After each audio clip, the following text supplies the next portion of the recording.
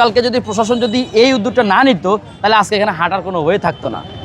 আমি সবাইকে জাস্ট এতটুকু বলে আসছি যে আমাদের উপরে কিন্তু যে কোনো মুহূর্তে কিন্তু একটা চাপ আসতে পারে।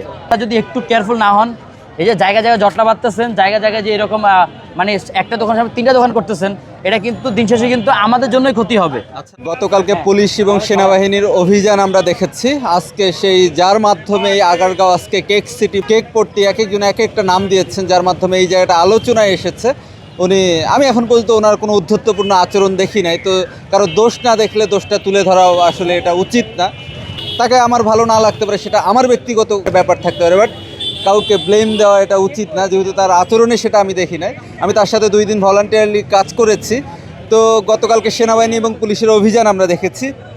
এটার ভবিষ্যৎ কি, কোন দিকে গড়াচ্ছে, বা আপনারা কি সিদ্ধান্ত নিচ্ছেন? সিদ্ধান্তটা হচ্ছে প্রশাসন তাদের জায়গা থেকে একদমই ঠিক। ওনারা যদি এই পদক্ষেপটা না নিত তাহলে আজকের চিত্রটা টোটালি ভিন্ন ছিল। কীরকম ছিল? এখন পর্যন্ত দেখেন মানুষজন কিন্তু স্বাভাবিকভাবে হাঁটাচলা করতেছে। যদি গতকালকে যদি প্রশাসন যদি এই উদ্যোগটা না নিত তাহলে আজকে এখানে হাঁটার কোনো ওয়ে থাকতো না। কথা বুঝছেন? আমি বলি যে আমাদের কেক দোকানদারদের জন্যই কিন্তু আজকে প্রবলেমটা হচ্ছে। আমরা কোনো নিয়মের মধ্যে নাই, কোনো মানে শৃঙ্খলার মধ্যে নাই। যেভাবে পারতেছি আরেকজনের দোকানের সামনে বসায় দিচ্ছি, আরেকজনের সাথে ঝগড়া করতেছি, মানুষ জমায়ে দিচ্ছি, নাচ করতেছি, গান করতেছি, করে মানে পুরো অবস্থা খারাপ করে ফেলতেছি। ভাই, আমরা ব্যবসা করতে আসছি, আমরা নাচ গান করতে আসি নাই। এগুলা থেকে বের হয়ে এসে মানুষের সাথে ঝগড়া বিবাদে না গিয়ে সুন্দর করে সিটি কর্পোরেশনের জায়গা ব্যবহার করতেছেন শালীনভাবে, সুন্দরভাবে।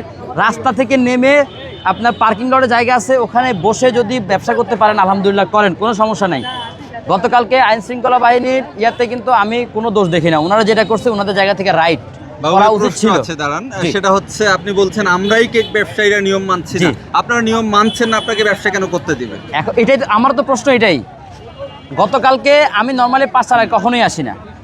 গত 2 দিন আমি 3টা, 2:30, 3টার মধ্যে চলে আসছি। ওই মাথা থেকে শুরু করে এই মাথা পর্যন্ত যতগুলো কেক দোকানদার আছে ভাই, ওনারা তো, আমি তো জানা, আমাকে হয়তো চিনে, ফেসবুকে দেখে চিনে আমাকে। আমি সবাইকে জাস্ট এতটুকু বলে আসছি যে আমাদের উপরে কিন্তু যে কোনো মুহূর্তে কিন্তু একটা চাপ আসতে পারে। একটা চাপ আমাদের যে কোনো সময় কিন্তু আমাদের মধ্যে আসতে পারে। আপনারা যদি একটু কেয়ারফুল না হন, এই যে জায়গায় জায়গায় জটলা বাঁধতেছেন, জায়গায় জায়গায় যে এরকম মানে একটা দোকান সামনে 3টা দোকান করতেছেন, এটা কিন্তু দিন শেষে কিন্তু আমাদের জন্যই ক্ষতি হবে।